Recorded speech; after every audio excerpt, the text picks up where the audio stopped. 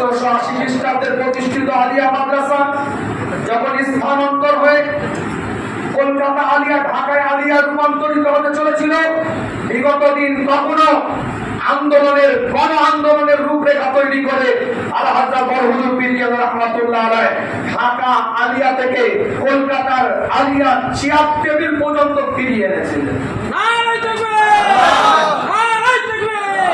সেই ইতিহাসের সাথে আমরা বিলং করছি, সেই পরিবারের সন্তান। তাই আপনাদের প্রত্যেকটা কাজে আমাদেরকে দেখতে পাবেন ইনশাআল্লাহ। এই কথা আমি প্রেস ক্লাব থেকে আপনাদেরকে বলে দিয়ে গেলাম। খুব সংক্ষেপ কথা আমি বলবো। আজকে সোশ্যাল মিডিয়ার যুগ, ফেসবুকের যুগ, অত্যাধুনিক প্রযুক্তির যুগ। এখান থেকে অলরেডি লাইভ চলছে প্রেস কনফারেন্স, যেখানে আমরা করছি প্রেস মিট, প্রেস ক্লাব থেকে লাইভ চলছে। অনেকে অনেক কিছু কমেন্ট করছে, চ্যানেল থেকে করেছে, কারণ যে স্বতন্ত্রতা কিছু চাইছে, স্বতন্ত্রতা কিছু চাইছে, আলাদা কিছু চাইছে। এটাই কিন্তু এখন কমে এক শ্রেণীর মানুষের। কিন্তু মনে রাখবেন, এই স্বতন্ত্রতা চাওয়াটা এটা আমাদের সাংবিধানিক অধিকার। এটা আমরা আমাদের মতন তৈরি করে স্বতন্ত্রতা চাইনি। মাদ্রাসা শিক্ষা ব্যবস্থাকে স্বতন্ত্রতা রাখা, স্বতন্ত্রভাবে পরিচালিত করা, এটা আমাদেরকে আর্টিকেল 30 এ আমাদেরকে সাংবিধানিক অধিকার দিয়েছে। তাই ভারতের নাগরিক হিসাবে সাংবিধানিক রাইট আমাদের চাওয়া। তাই আমরা মাদ্রাসা শিক্ষা ব্যবস্থাকে পূর্বের অবস্থায় ফিরিয়ে দেওয়ার জন্য স্বতন্ত্র। দুটো কথা বলবো আমি, বিস্তারিত কথা বলার কিছু নেই। যথেষ্ট বিজ্ঞ দিকপাল পার্টির মানুষরা যারা উপস্থাপন করেছেন, সাংগঠনিক গুরু দায়িত্ব নিয়ে যারা কাজ করছেন তারা উপস্থাপন করেছেন। এই এতগুলো কথার মাধ্যম দিয়ে যেটা আমি বুঝলাম, বিশেষ করে আমার বাকি ভাইয়ের বক্তব্যের মাধ্যম দিয়ে যেটা আমি বুঝলাম, সেটা দ্বারাই আমি এটাই বলতে চাই, আমি আপনों ने मारा गरीबों का कहां कम था, कश्ती वही पर डूबी जहां पानी कम था।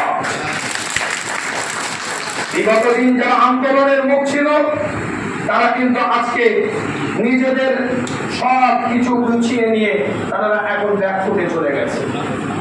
আজকে আন্দোলনের জায়গা থেকে আমাদেরকে নতুন করে ভাবতে বাধ্য করেছে তারাই, তারা ভাবতে আমাদেরকে বাধ্য করেছে। আজকে সেই জায়গায় দাঁড়িয়ে মাদ্রাসা শিক্ষা ব্যবস্থাকে কি করে আগিয়ে নিয়ে যাওয়া যায় সেদিকে আমাদেরকে খেয়াল রাখতে হবে। আর আমার বক্তব্যের আগে ভাই যে কথাটা বলছিলেন যে আমরা ফোনে যোগাযোগ করেছি, আপনাকে ফোনেও যোগাযোগ করতে হতো না, কারণ মাদ্রাসা আন্দোলনের পিছনে আমার পূর্বপুরুষের রক্ত জড়িয়ে আছে। মাদ্রাসা আন্দোলনের পিছনে আমার পূর্বপুরুষের খেদমত জড়িয়ে আছে। আর এই রাজ্যের বুকে মাদ্রাসা ব্যবস্থার পিছনে মুজাদ্দেদ জামান সহ 5 হুজুরকে বা কলেজের অবদান, বিশেষ করে আমার দাদাজান আলহাজ্জাত আব্দুল হাই সিদ্দিকী রাহমাতুল্লাহ আলাইহি বড় হুজুর পীর কেবলা রাহমাতুল্লাহ আলাইহি যে অবদান, সেই আমাদের অবদানের আবেগ, দরদ, ভালোবাসা আমাকে এখানে টেনে এনেছে।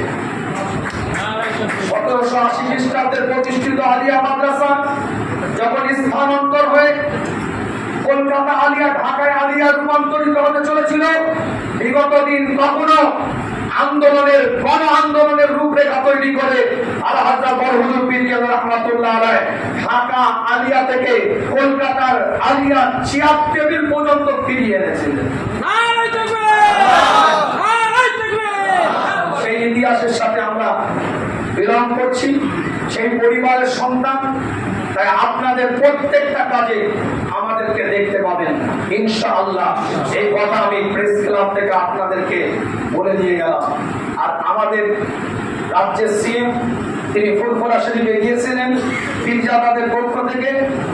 আলহামদুলিল্লাহ, ভাইরা যেভাবে ফাইল আপ করে দিয়েছিলেন সেটা তাকে জানানো হয়েছে।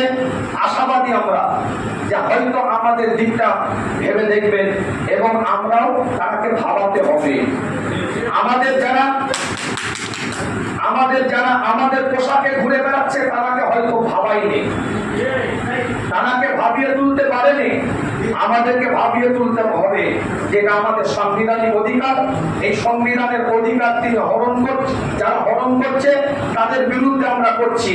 যেমন ওয়াকফ আন্দোলনে তিনি আমাদেরকে সাথ দিয়েছেন, আশা করি আমরা যদি তাকে আমাদেরকে তিনি সাথ দিবেন। সর্বদা ভাইরা থেকে বড় জিনিস সেটা 2023 থিওলজি পোস্টটাকে তুলে দেওয়া হয়েছে, পরবর্তীতে কোনো মাদ্রাসা থাকবে না। মানে আসামের মাদ্রাসা রাজ্য ওখানে ডাইরেক্ট শুট আউট করেছে, আর এই গল্প না, ওখানে ডাইরেক্ট গুলি করা হয়েছে মাদ্রাসা শিক্ষা ব্যবস্থাকে। হচ্ছে থিওলজি তুলে দেওয়া হচ্ছে। মাদ্রাসা শিক্ষক যিনি হবেন তার একটা আলাদা হবে, তার একটা যোগ্যতা, তার একটা বৈশিষ্ট্য থাকবে।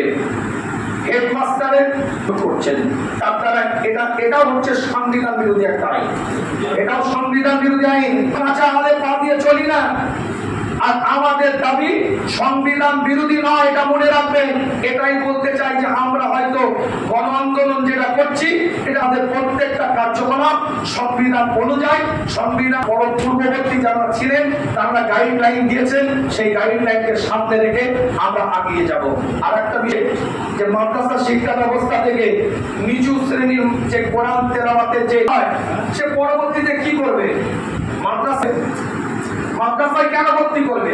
একটা তো অভিভাবকের মাদ্রাসায় ভর্তি করার পিছনে যেমন বর্তমান যে সিলেবাস, সেই সিলেবাসে কিন্তু মূল উদ্দেশ্য ইসলামিক শিক্ষা, শরিয়াতের জেনারেল শিক্ষা, যেগুলো না থাকলে নয়, একটা মানুষের চলতে গেলে লাগে, সেটা তার কাছে থাকবে, সেই সিলেবাস তৈরি থাকবে।